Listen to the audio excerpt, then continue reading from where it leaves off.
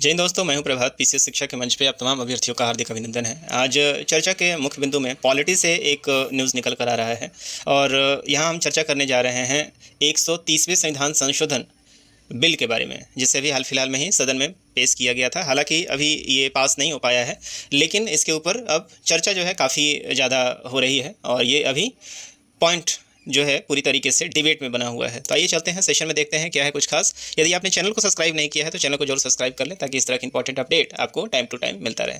आइए चलते हैं, देखते हैं क्या है सेशन में। तो आप देख रहे हैं 21 अगस्त 2025 का मैं ये रेफरेंस ले रहा हूँ। दैनिक जागरण ने अपने गुरुवार और शुक्रवार और न्यूज़पेपर के लगभग सभी कंटेंट के अंदर आपने इस न्यूज़ को पढ़ा होगा और हर जगह इसकी चर्चा चल रही है। तो देख रहे हैं आप, यहाँ पे हेडिंग है, अब जेल से नहीं चलेगी सरकार। मतलब कि अभी इसका संदर्भ आप ले सकते हैं हाल फिलहाल में दिल्ली के जो सीएम थे अरविंद केजरीवाल, जिन्हें सज़ा हुई थी और सज़ा के मामले में आपने देखा होगा कि वो जेल से सरकार चला रहे थे और इसी संदर्भ को लेकर सरकार इस बिल को लेकर आ रही है, बिल को लेकर आई है और इसी के ऊपर अभी लगातार संसद में डिबेट चल रहा है और इसी से संदर्भित ये 130वां संविधान संशोधन सरकार लेकर आई है। हेडिंग में आप देख रहे हैं, अब जेल से नहीं चलेगी सरकार। पहले देखते हैं ये पूरा क्या है न्यूज़, फिर इसका जिसके ऊपर हम लोग विश्लेषण की बात करेंगे। तो आइए देखते हैं, अब देश में किसी भी सरकार को जेल से चलाना बंद हो जाएगा। इसके लिए बुधवार को लोकसभा में विपक्ष के भारी हंगामे के बीच 130वां संविधान संशोधन विधेयक समेत 3 विधेयक पेश किए गए। इसमें गंभीर आपराधिक आरोप में प्रधानमंत्री, मुख्यमंत्री और मंत्री के लगातार 30 दिनों तक जेल में रहने की स्थिति में स्वतः पद से हटाने का प्रावधान है। केंद्रीय गृह मंत्री अमित शाह ने विधेयक पेश करने के बाद इन्हें संयुक्त संसदीय समिति के पास भेजने का आग्रह किया है, जिसे ध्वनि मत से स्वीकार कर लिया गया है। तो लोकसभा में इस बिल को प्रस्तुत किया गया था और यहाँ से आप देख रहे हैं कि अब इसे ज्वाइंट पार्लियामेंट कमेटी के पास भेज दिया गया है। आप देख रहे हैं यहाँ पे और भी इसके आगे न्यूज लगातार ही पब्लिश हुआ है। इसके विधेयक की जो कुछ मुख्य बातें हैं उसको समझते हैं यहाँ पे।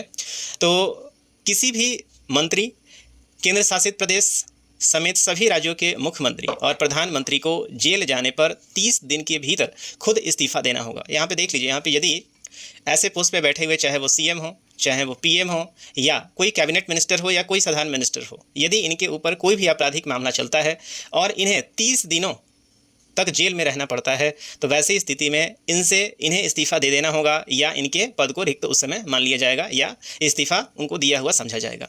इस्तीफा नहीं देने की स्थिति में 31वें दिन उनका पद स्वतः ही रिक्त माना जाएगा, जिसकी चर्चा हम अभी कर रहे हैं।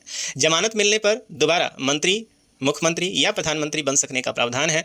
वर्तमान में जन प्रतिनिधित्व कानून के तहत 2 वर्ष या अधिक की सजा होने पर स्वतः ही सदन की सदस्यता छीन जाती है। तत्काल जो अभी कानून है, इस कानून के अंतर्गत यदि किसी भी ऐसे पोर्टफोलियो किसी मंत्री को इस तरीके की 2 वर्ष से ज़्यादा की सजा यहाँ पे हो जाती है, तो उससे खुद ही आप देख रहे हैं कि सदस्यता उनकी छीन जाती है। उदाहरण के तौर पर आप देख रहे हैं कि अभी जो आरजेडी सुप्रीमो है लालू प्रसाद यादव, जिनकी सदस्यता जो है वो छीनी जा चुकी है।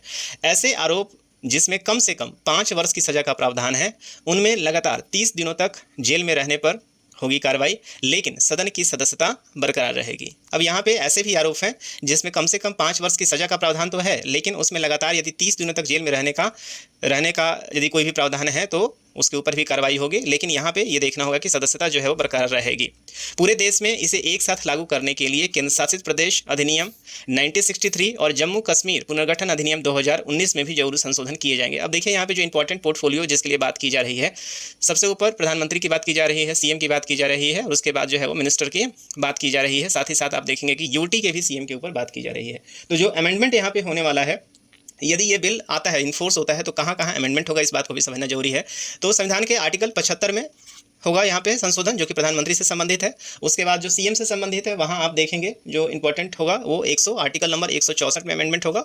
और यूटी से जो संबंधित आर्टिकल है उसको आप लोग समझते हैं, आर्टिकल नंबर 239 ए जो आर्टिकल है, यहाँ अमेंडमेंट संभव है इस चीज़ के, यदि ये बिल इन्फोर्स होता है तो। उसके बाद आप देख रहे हैं नैतिकता रौंदने वाली दागियों से बनाए नए कानून के हालात। अब यहाँ पे आप ये समझ रहे होंगे कि फिर कानून जो भी हमारे पास अभी तक आर्टिकल हैं, जो संविधान है, उसमें अभी तक प्रधानमंत्री, चीफ मिनिस्टर या इनके खुद स्वतः त्यागपत्र की बात की जाती है, लेकिन इन्हें पद से हटाने का कहीं जिक्र नहीं किया गया है। इसीलिए अब सरकार ऐसे बिल को लेकर आ रही है।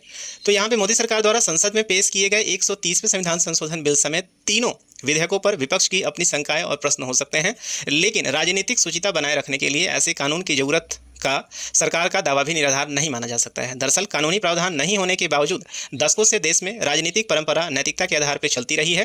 गंभीर आपराधिक मामलों में गिरफ्तारी से पहले मुख्यमंत्री और मंत्री अपना पद त्याग देते थे, किंतु दिल्ली के पूर्व मुख्यमंत्री अरविंद केजरीवाल समेत तमाम मंत्रियों ने जिस तरीके से कुर्सी के मुंह में नैतिकता को रौंदा, उसी से संभवतः ऐसा कानून लाए जाने की परिस्थितियों को जन्म दिया है। केंद्रीय गृह मंत्री अमित शाह द्वारा बुधवार को लोकसभा में पेश किए गए विधेयकों का मूल भाग यह है कि यदि किसी प्रधानमंत्री, मुख्यमंत्री या केंद्र और राज्य के मंत्री की गिरफ्तारी ऐसे मामले में होती है जिसमें 5 वर्ष या उससे अधिक की सजा का प्रावधान हो और उक्त नेता को 30 दिनों के भीतर जमानत नहीं मिलती है, तो 31वें दिन उनका पद स्वतः चला जाएगा। विपक्ष को आशंका है कि इस कानून का दुरुपयोग विरोधी दलों के नेताओं के प्रति किया जाएगा, लेकिन कानून के जानकारों का 2 टूक प्रश्न है कि क्या अब तक कानूनी प्रावधान नहीं होने का दुरुपयोग राजनेताओं ने नहीं किया है। दरअसल कानूनी प्रावधान नहीं होने के बावजूद दशकों से यह व्यवस्था नैतिकता के आधार पर चली आ रही थी। जैसे चारा घोटाले के आरोप में बिहार के तत्कालीन मुख्यमंत्री लालू प्रसाद यादव घिरे तो गिरफ्तारी से पहले कुर्सी उन्होंने छोड़ दी थी।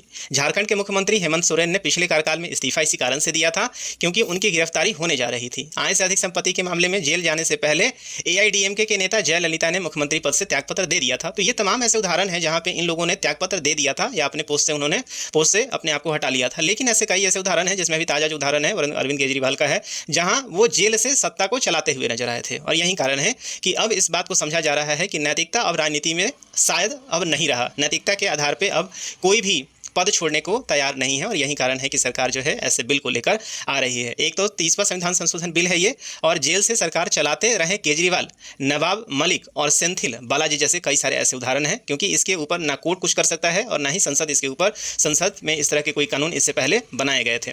राजनीतिक सुचिता के लिए ऐसे कानून की जरूरत सरकार का दावा नहीं माना जा सकता है निराधार, यहाँ बताया जा रहा है। अब जरा इस केस को भी देखिए। केजरीवाल समेत इन नेताओं ने जेल जाने के बाद नहीं दिया इस्तीफा। तो कौन कौन है देखिए। दिल्ली के तत्कालीन मुख्यमंत्री अरविंद केजरीवाल ने 7-8 महीने तक जेल से ही सरकार चलाई है। यह उनकी राजनीतिक रणनीति थी कि जमानत पर बाहर आने के बाद त्यागपत्र दिया। वहीं महाराष्ट्र के उद्धव ठाकरे सरकार के मंत्री नवाब मलिक जेल में ही रहते हुए अपने पद पर बने रहे। तमिलनाडु के मंत्री वी सेंथिल बालाजी कुर्सी छोड़ने को तैयार नहीं थे, तब सुप्रीम कोर्ट के आदेश पर उन्हें त्यागपत्र दिया।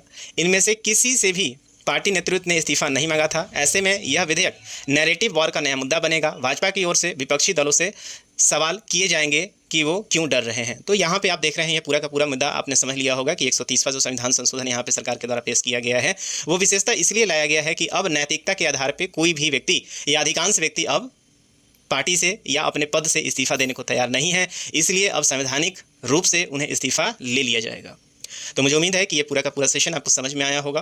और इसके ऊपर हालांकि अभी जिस समय लेक्चर रिकॉर्ड कर रहा हूँ उस समय से अब सदन जो है वो मानसून सत्र समाप्त हो चुका है और यह बिल अभी लोकसभा से पास होने के बाद राज्यसभा में इसके ऊपर डिबेट होना बचा हुआ था और ये कंप्लीट रूप से ये बिल अभी एक्ट नहीं बन पाया है। तो अभी आने वाले सत्र में जब इसके ऊपर चर्चा होगी, इसके ऊपर क्या होगा, इसके ऊपर हम लोग अलग से एक अपडेट लाएंगे। लेकिन तत्काल एक नया मुद्दा अब राजनीति गलियारे में जरूर उठ गया है और पॉलिटी के लिए एक नया प्रश्न भी यहाँ से बन गया है कि क्या 130वां संविधान संशोधन आज के मौसम में या आज के माहौल में क्या ज़रूरी था, सरकार इसे लेकर आई है, इसका क्या औचित्य है। तो इस तरह के प्रश्न यहाँ से बनाए जा सकते हैं।